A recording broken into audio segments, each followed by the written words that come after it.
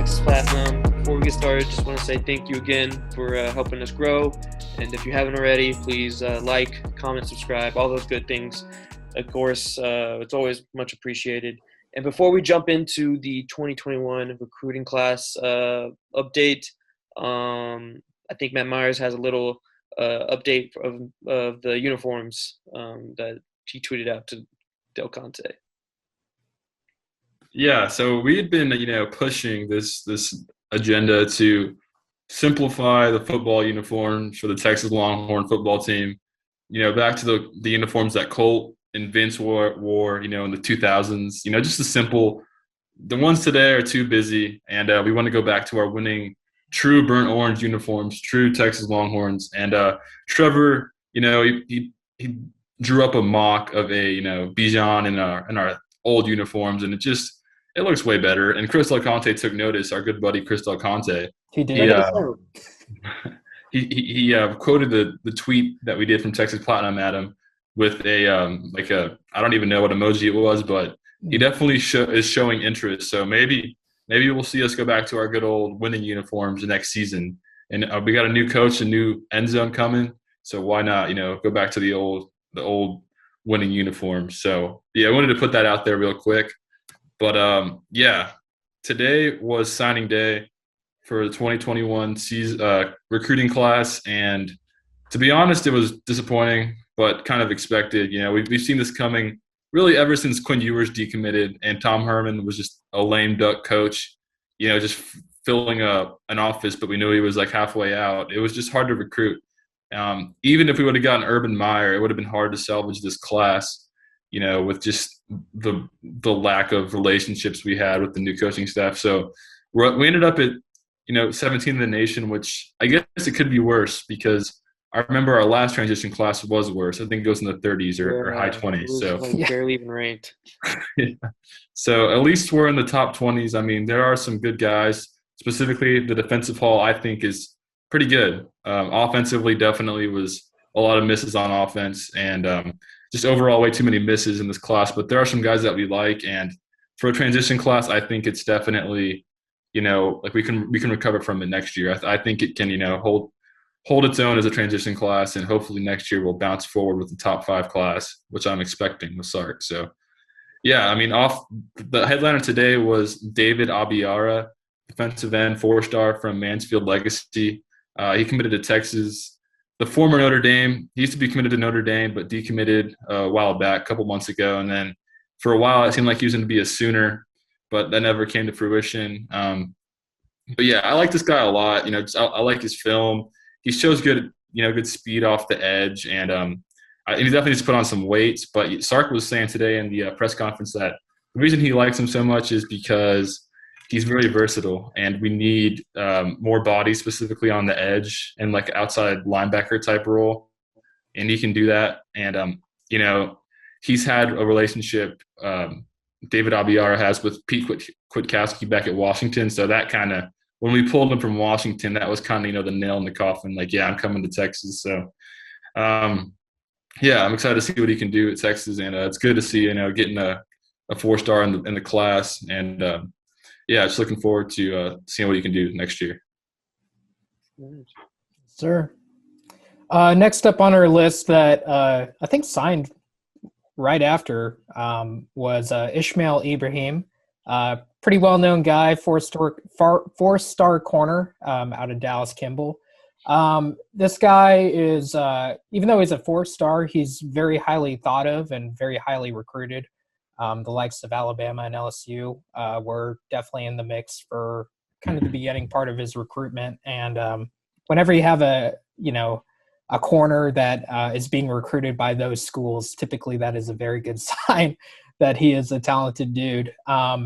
6'1", 175. He's a tall, lengthy corner, which is definitely what people are looking for kind of in the modern game. A guy that can kind of both cover but also make tackles and, take on blocks and such, and not just be a cover guy, but someone that could kind of do it all, especially in this Kwiatkowski defense. I think his coverage is probably what he's most known for, I would say. He does a really good job avoiding separation and staying on receivers. But he's also very physical and just all around a very solid guy. He'll definitely need a little bit of development, kind of like most of these guys, to be honest. But still very highly thought of. Like we said, LSU and Bama were fighting for him. Good friends with safety JD Kofi, who's also very highly regarded, that we also got in this class. So that might be a big reason as to why he continued to stay. Of course, he kind of got into those a little bit of trouble a little while back. I think it was in the fall where there was like a carjacking accident, and he resisted arrest and started to look kind of bad. And I think he was going to maybe sign early with Texas, and that pushed it back. But fortunately, we were able to hang on to him throughout this time. And then, that's pretty much it. I mean, with Jalen Green now gone to Mississippi State, he's definitely a much-needed piece to our defense. We need that corner depth. We got Deshaun Jameson, and then outside of that, a lot of kind of inexperienced guys. So definitely good to have some corner depth in the rotation. But yeah, Ishmael Ibrahim, good dude. Should be an exciting player to watch develop in this new defense and down the road. Yeah, I love Ishmael Ibrahim. I'm so glad that he got into class and signed, because I think he's going to be a great player. Looking forward to seeing him in the burnt orange. Next up, we got Keithron Lee, who signed today. He actually committed on Christmas. Keithron is kind of a guy that, he's been the type of receiver that I've been wanting us to get. With Herman, we got way too many big, non-twitchy receivers, and Keithron Lee is a true slot type, and Sark agreed that he's definitely going to be playing in the slot. I mean, you just watch him play, and he's got really good speed, very explosive, and he's got good body control, which I think is really important for a receiver, and his ability to adjust to like bad passes downfield is also really, impressive.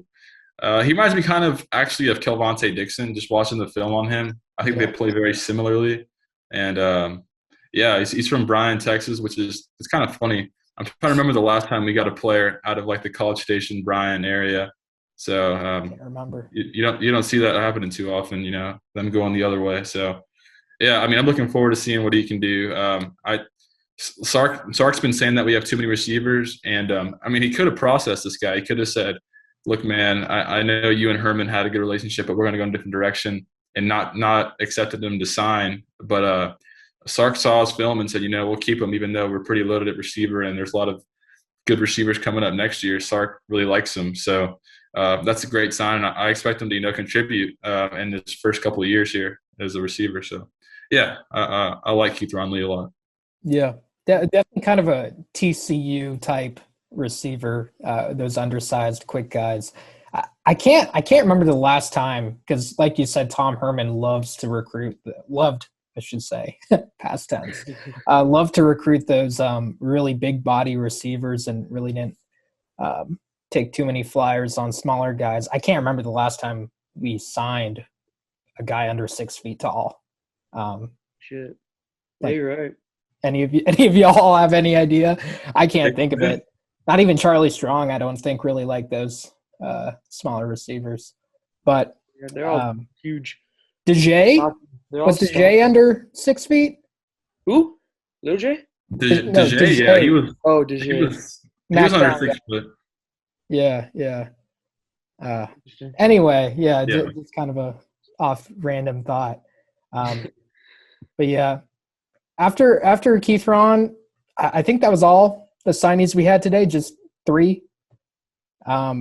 So with that, we're gonna touch a little bit on signees that have already signed. We're not going to go into all of them, of course. That'd be a long show, and we're just kind of touching on the ones that we feel are going to be most impactful, at least at first glance, and ones that just stand out to us. So I'll lead it off with kind of the shining star of our class, Jatavian Sanders, out of Denton, Ryan, Texas. This is a 5-star. So believe it or not, Tom was able to land a 5-star in this Give us a year gift before you leave. of what? A nice parting gift. Yeah, absolutely. I was able to land a 5-star in the midst of all this turmoil, and even with the firing, and then with Billy Bowman going off to OU, I really didn't think we were going to continue to keep Sanders around, but somehow we did. But a little bit about him as a player. He's a big dude, 6'4", 220.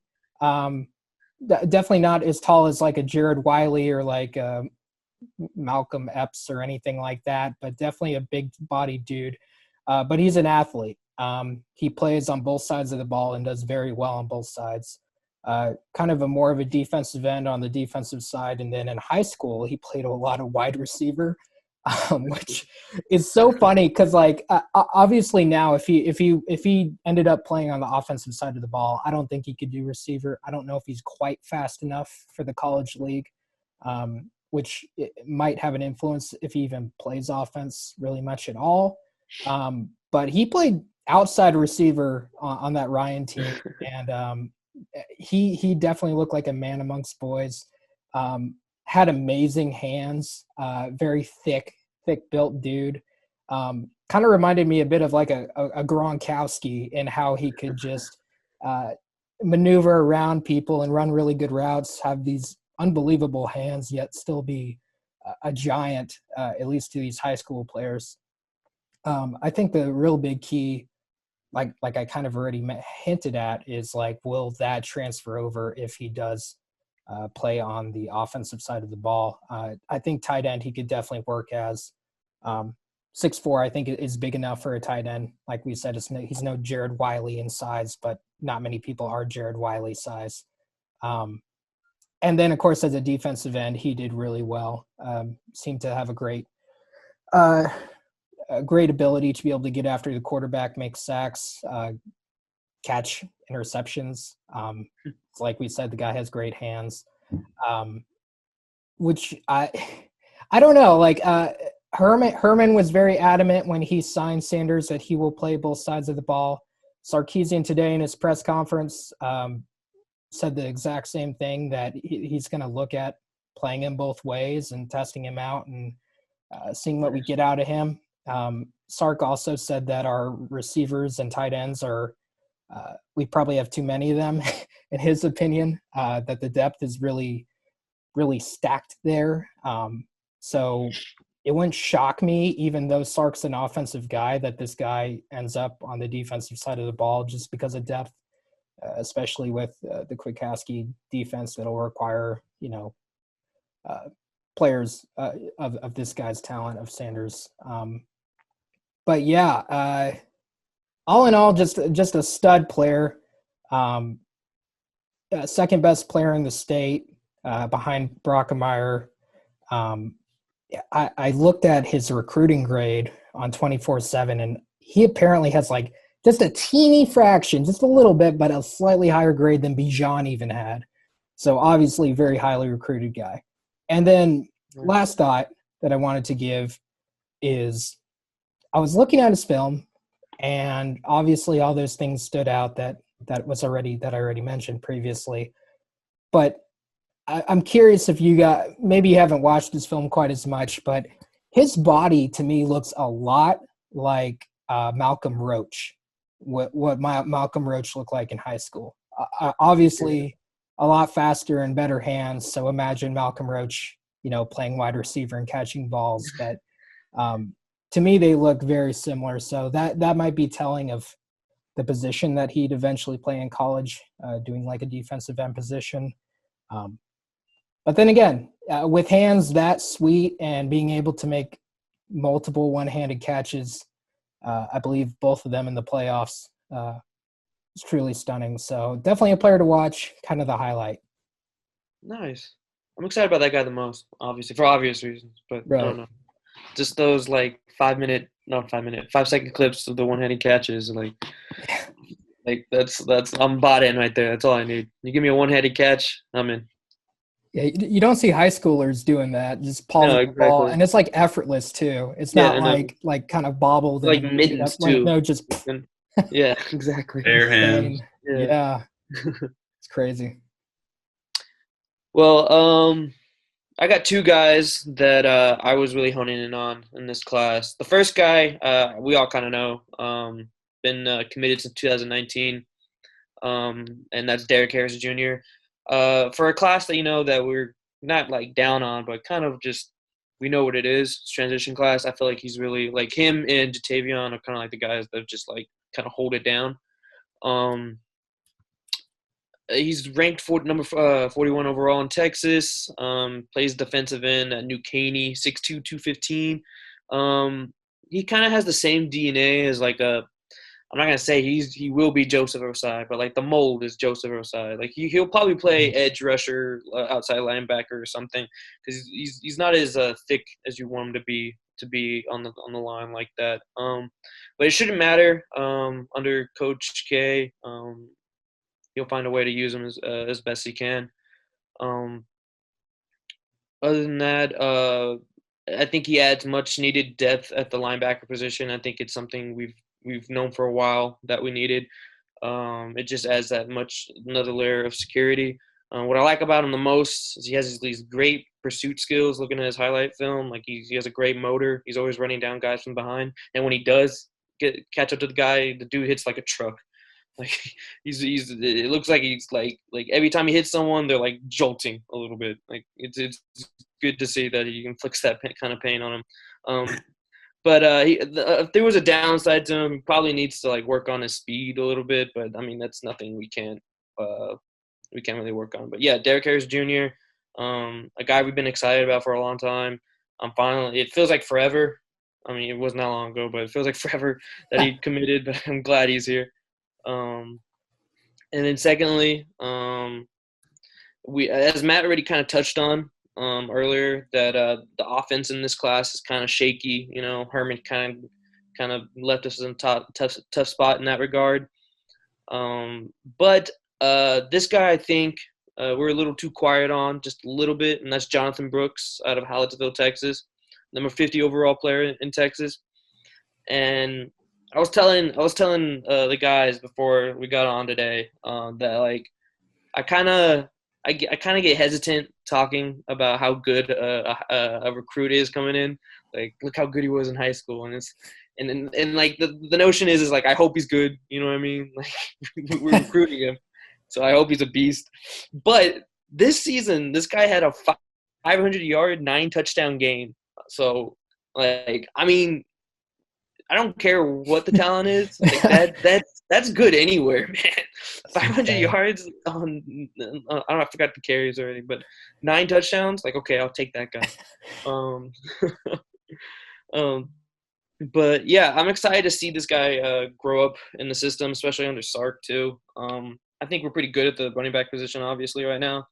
But just to have another kind of stud like this that we'll be able to mold into what we need feels really good. We'll see him in a couple years putting in work for us. It's just great depth to have, obviously, in like kind of a mediocre class. And also, shout out Stan Drayton.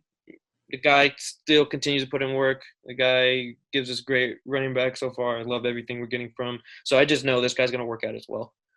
So, yeah, those are my two guys. Really excited about them. But now, let's see, Myers, who do we miss on? Who are we crying about right now? Who didn't we miss on? Yeah. We missed on LJ Johnson and Austin Uke. I believe that's how you pronounce his name. And I'll get to that in a second, but I want to add a couple quick takes on the 2021 commits that we did get. I want to tell y'all right now that Maurice Blackwell, the outside linebacker, 4-star from Arlington Martin, will be the best player in the class when it's all said and done. Damn. He will be a high NFL draft pick. Why aren't we talking about him then? Because he's like Roderick McElroy. Let me explain. He's like Roderick McElroy. He's everywhere where like you kind of just forget about him, if that makes sense. Yeah. He's like a prototypical Big 12 linebacker.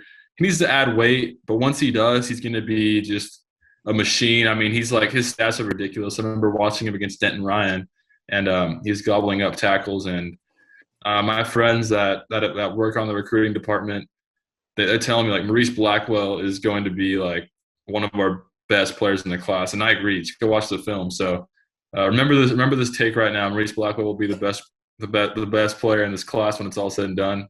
Could be totally wrong, but I'm going with that. And then Jaden Alexis, offensively, our offensive best player in the class. I mean, this guy, he runs a 4.41 verified 40 in high school. That's just absurd. And he actually ran that like as a junior or a sophomore. It's not even recent. Wow. So he could probably get in the 4.3s when he's on campus. And, dude, I was trying to come up with my own comp, but, I mean, this one on 247 Sports, I'll give him credit. Christian Kirk, that's just like perfect. I couldn't think of anything better than that. Christian Kirk is like the perfect comp for him. He's up from Florida, committed to Charlie Strong. He's like the valedictorian of their class, super sharp guy. And I'm just glad that we were able to hold on to him with Sark. But yeah, well, watch out for Jaden Alexis. I think he will play as a freshman. And yeah, those are my two guys that I'm in 2021 that I think, you know, outside of Jatavian, obviously, that will be like some of our best players. And obviously Darian Dunn too is going to be important. The JUCO or the McNeese State transfer defensive back. He's going to have a big role with us. People have him projected for the NFL draft next year. So he'll probably be starting for us next year, which will be awesome as well. But yeah, LJ Johnson and Austin Uke, you know, kind of a buzzkill to our 2021 class. It was expected, though, honestly. We kind of saw the writing on the wall really once it was clear that Herman was a lame duck and or fired. It was an uphill battle with A&M. You know, A&M was always in there too.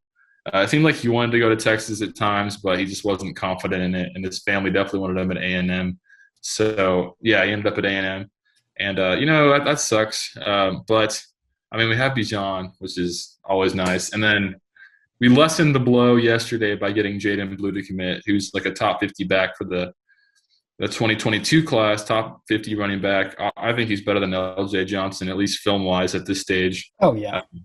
So, I mean, that makes it feel a lot better, less painful. And we'll see where we're at. I still love a running back room, and I'm not concerned about it. So it would have been great to have him, but I'm not too upset about it, considering that, you know, Sark really was playing from behind, and he's got our 2022 guy already lined up. So we'll be okay. And then Austin Uke, another like the 100th Longhorn or Texan offensive lineman going to Stanford over the Longhorns.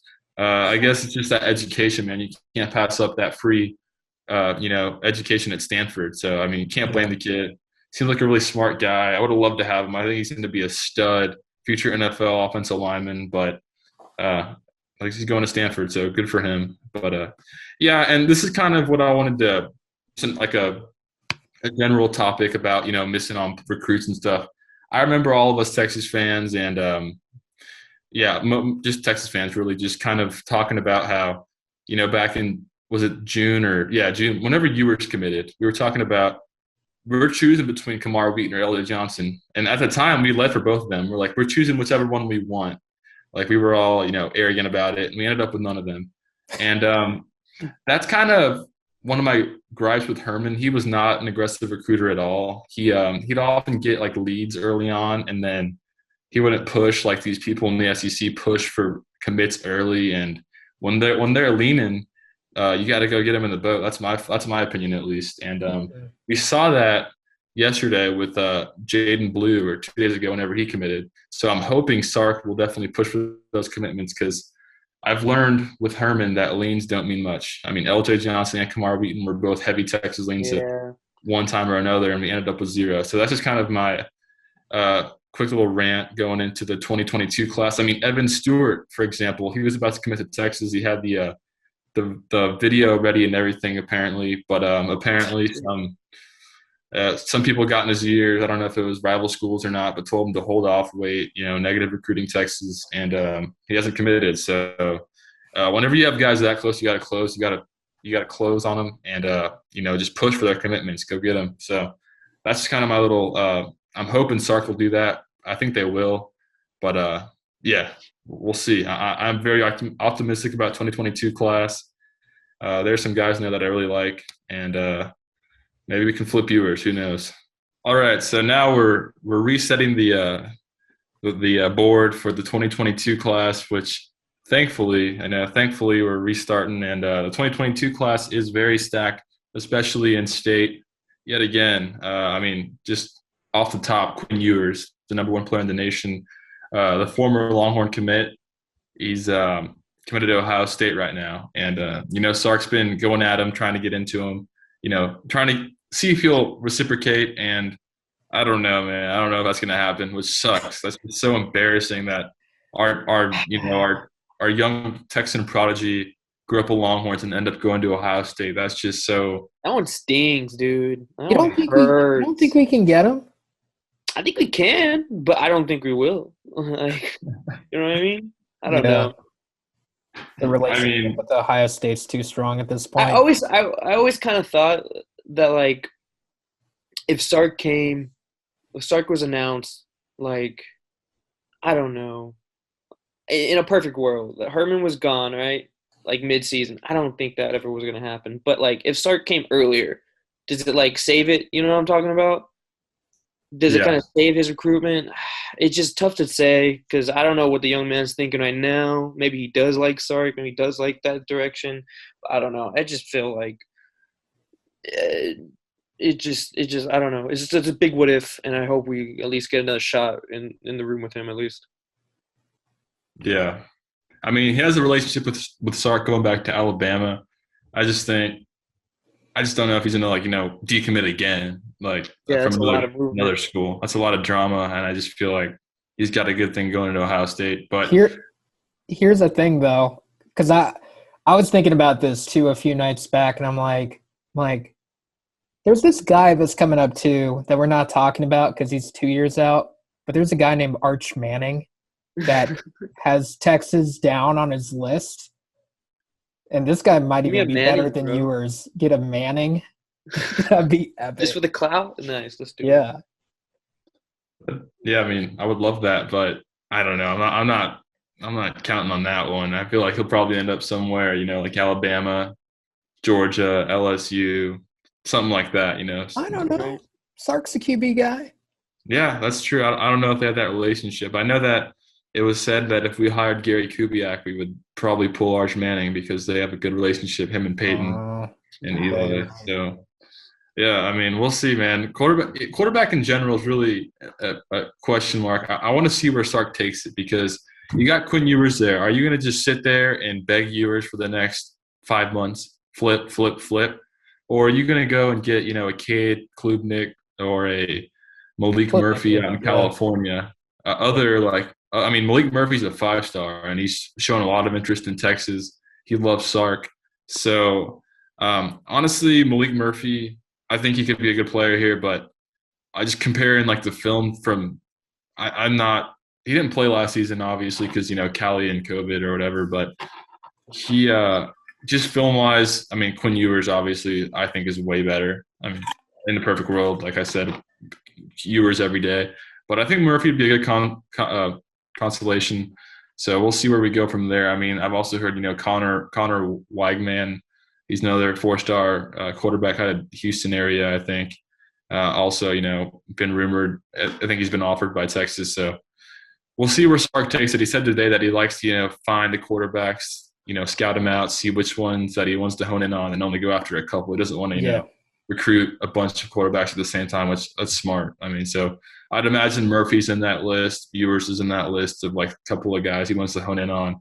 I don't know if Cade Klubnik is going to be in there, but he looks good too. He looked awesome with Westlake when they won the state title. So there's a lot of options for Texas, quarterback, for 2022 class. But man, there's only one generational Trevor Lawrence type, and he's coming to Ohio State right now.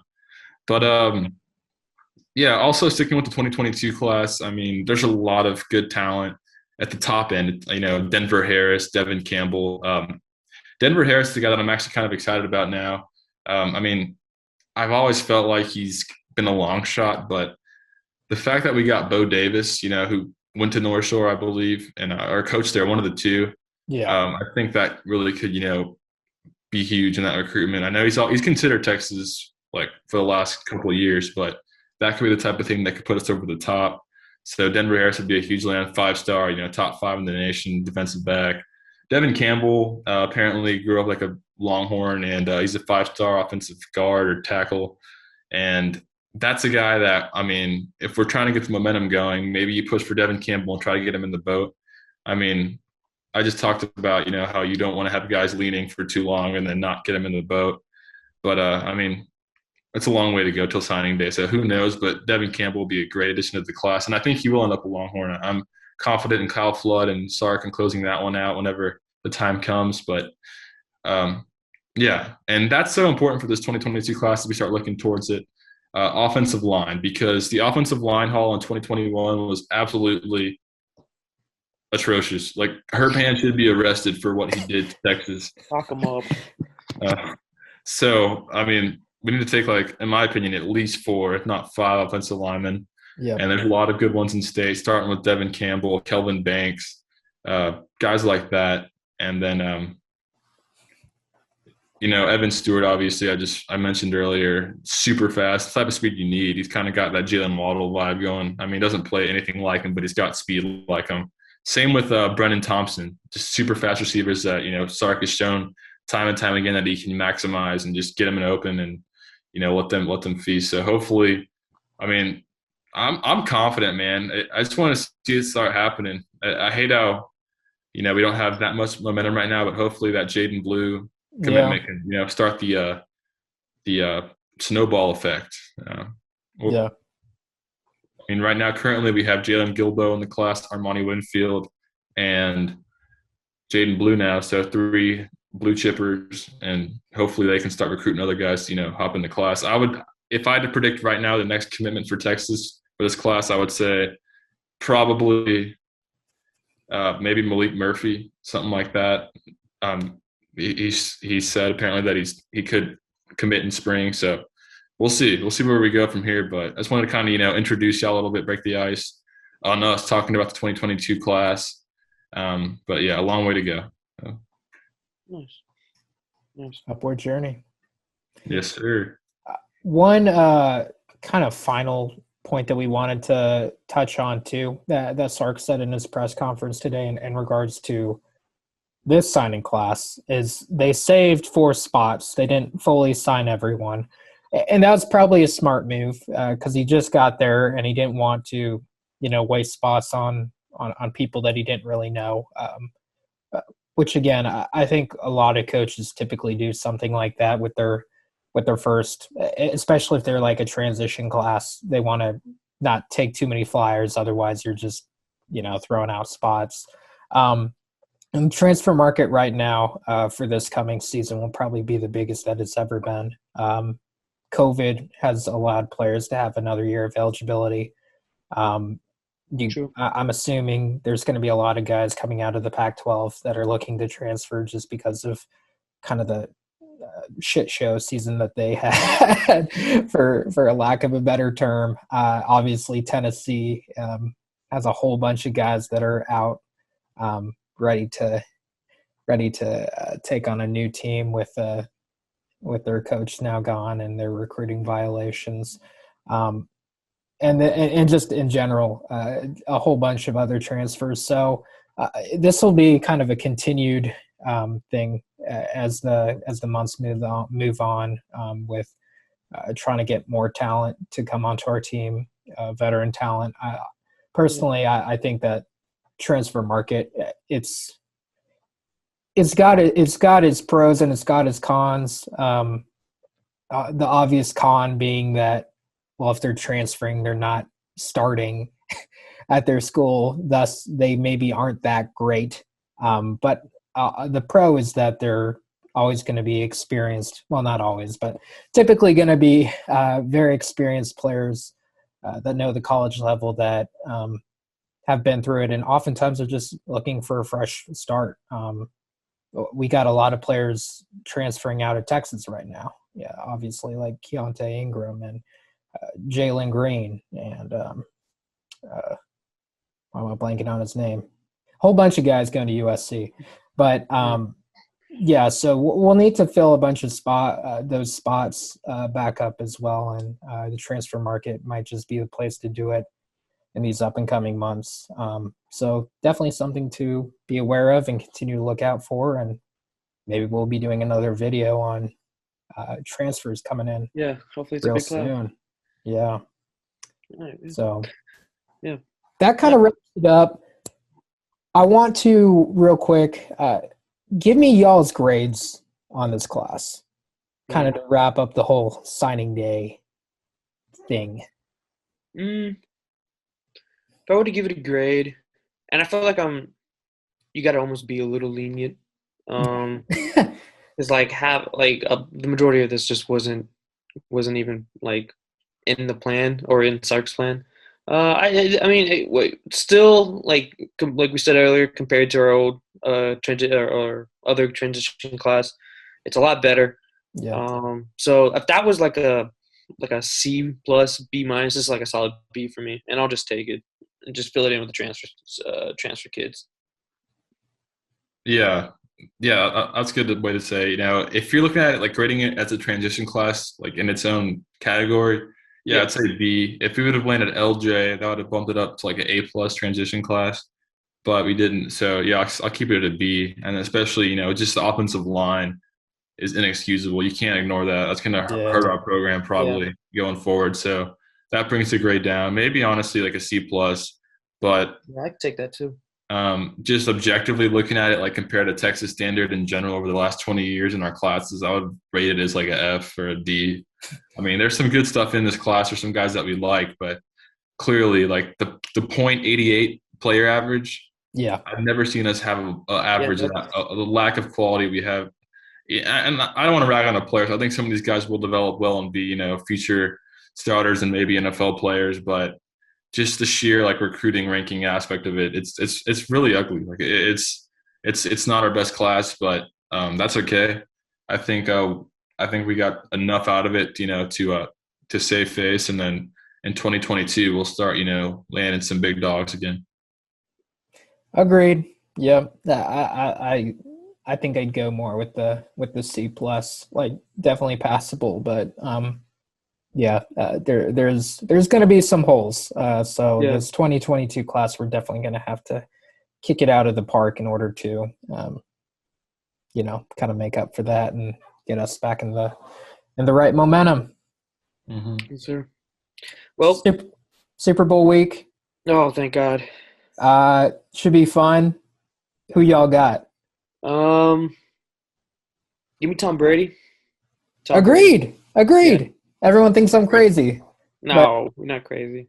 But Brady. Man, I don't know. I got COVID, so this reminds me of, and a lot of people have said this, but this is reminding me a lot of the Giants versus the undefeated Patriots back in I think that's 2007, 2008, something like that, where obviously you got the Chiefs that are riding sky high, and then you got these wild card round Bucks that are just, you know, building momentum with every win and a really good defense. So yeah, I'm feeling that. Myers, you got the Chiefs, I'm guessing. One of us has to have the Chiefs. I mean, I would love nothing more than Tom Brady to go win another ring in a different city and further prove that he's the greatest of all time to ever do it. Yeah. But I just can't. I can't go against the machine that is Patrick Mahomes and that offense. And I just can't see the Chiefs losing this game. But we'll see. That's why they play. I mean, I'm hyped. That's gonna be a great Super Bowl. Yeah, I hope so too, man. It'll be good. Well, I think that about wraps up this recruiting update video. Hope you guys enjoyed. It was a little lackluster. One of them probably the most lackluster I've had in my time as a Texas fan, but that's all right. Hope y'all enjoyed. Don't forget to subscribe again. Thanks a lot. Appreciate it for the growth, and we'll see y'all next time.